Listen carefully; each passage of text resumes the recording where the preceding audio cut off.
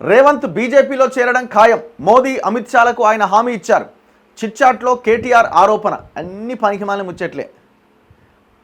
Revanth Reddy BJP BRS కలుస్తుంది అన్న దాంట్లో కూడా, అంటే విలీనం అన్న దాంట్లో కూడా క్లారిటీ లేదు.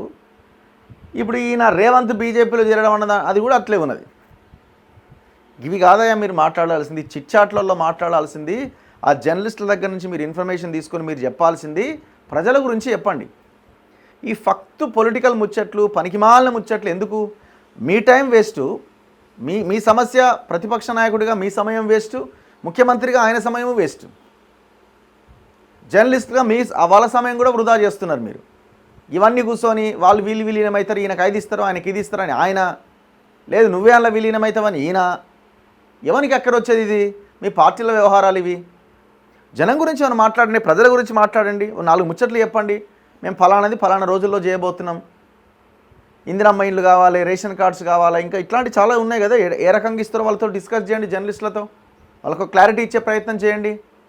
చిట్చాట్లు ఇదే కదా మాట్లాడుకోవాల్సింది. చిట్చాట్ అంటే ఏమైపోయిందంటే ఎవరిని తిడతారు, ఏం కాంట్రవర్సీ స్టేట్మెంట్ ఇందులోంచి వస్తుంది, ఇదే.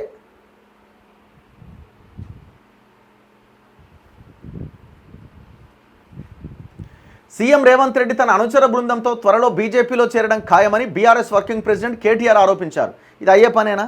ఎవడన్నా మెడకాయ మీద తలకాయ ఉన్నాడు ఎవడన్నా మాట్లాడే మాట అనేది?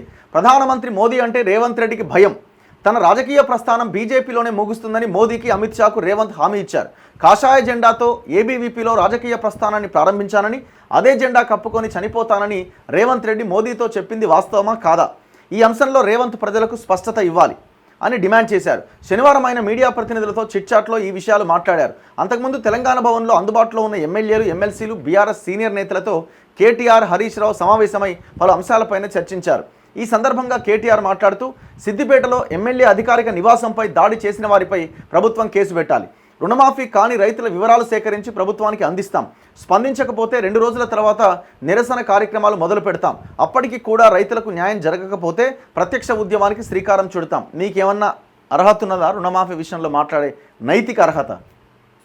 మీ వల్లనే చాలామంది రైతుల లోన్లు రీషెడ్యూల్లోకి వెళ్ళిపోయి ఇవాళ రుణమాఫీ కాలే. ఇంకా మాట్లాడాలనుకుంటే